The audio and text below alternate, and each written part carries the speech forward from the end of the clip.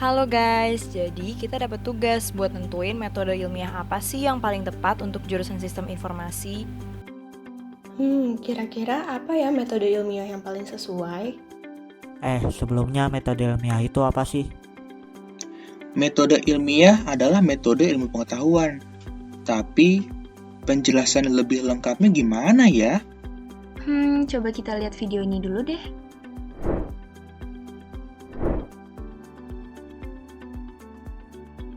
Apa sih metode ilmiah? Metode ilmiah merupakan suatu cara sistematis yang digunakan oleh para ilmuwan untuk memecahkan atau mencari jawaban atas masalah-masalah yang dihadapi dalam suatu penelitian. Metode ilmiah dalam mencari ilmu pengetahuan atau menjawab pertanyaan penelitian terdiri dari beberapa langkah. Dimulai dengan melakukan observasi terhadap suatu fenomena atau gejala, identifikasi dan formulasi masalah berdasarkan observasi, menyusun hipotesis, melakukan penelitian untuk menguji hipotesis, dan menarik kesimpulan berdasarkan hasil uji hipotesis. Selain untuk penelitian, metode ilmiah bisa untuk apa lagi ya? Metode ilmiah juga bisa digunakan untuk menyelidiki fenomena, mendapatkan pengetahuan baru, memperbaiki dan menggabungkan penyelidikan dengan pengetahuan sebelumnya, dan masih ada beberapa lagi manfaat dari metode ilmiah. Metode merupakan bagian dari metodologi yang berasal dari kata metodos dan logos, yang berarti ilmu dari metode.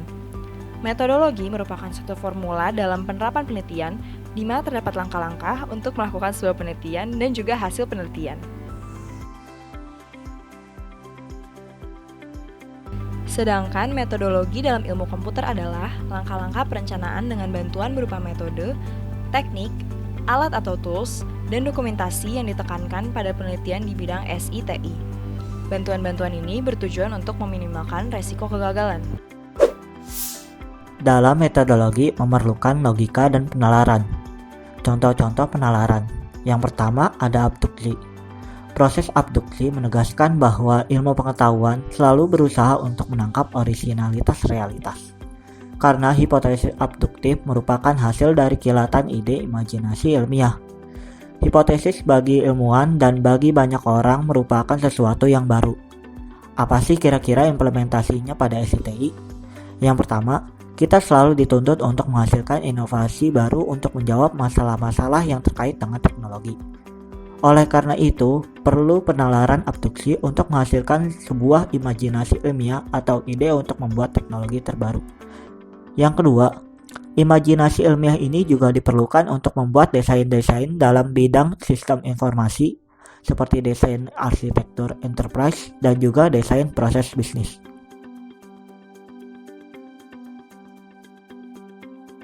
Yang kedua, deduksi. Deduksi adalah cara berpikir di mana dari pernyataan yang bersifat umum ditarik kesimpulan yang bersifat khusus. Penarikan kesimpulan secara deduktif biasanya mempergunakan pola pikir silogisme yang secara sederhana digambarkan sebagai penyusun dua buah pernyataan dan sebuah kesimpulan. Contohnya, semua makhluk hidup perlu makan untuk mempertahankan hidup.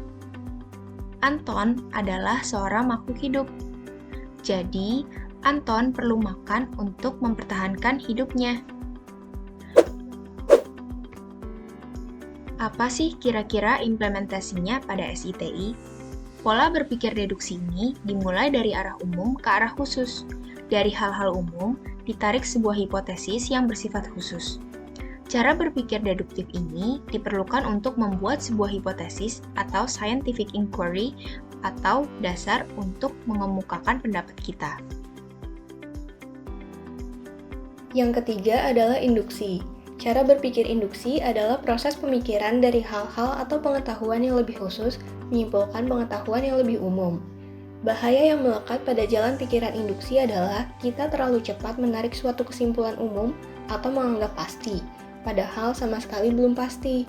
Contohnya, jika ada premis, ada penjahat yang memakai mobil jeep, maka kesimpulannya adalah semua yang memakai mobil jeep adalah penjahat. Lalu, apa kira-kira implementasinya pada sistem informasi atau teknologi informasi? Cara berpikir induksi ini dapat dipakai untuk penarikan kesimpulan ke arah yang lebih umum dalam penelitian. Contohnya, dalam pengambilan sampel, bila diberi pertanyaan, jawaban yang seragam akan diinterpolasi. Jawaban-jawaban yang bersifat khusus tersebut disederhanakan menjadi bersifat umum. Oh, jadi begitu ya ternyata. Jadi kira-kira metode apa ya yang paling tepat dalam SITI? Sepertinya metode yang paling tepat adalah gabungan dari metode abduksi, induksi, dan reduksi. Iya, metode abduksi dipakai dalam pembuatan atau pencetusan inovasi-inovasi terbaru. Metode deduksi dipakai dalam pembuatan hipotesis atau scientific inquiry. Dan metode induksi dipakai dalam penarikan kesimpulan. Ketiga metode tersebut saling melengkapi dan berkesinambungan dalam sistem informasi atau teknologi informasi.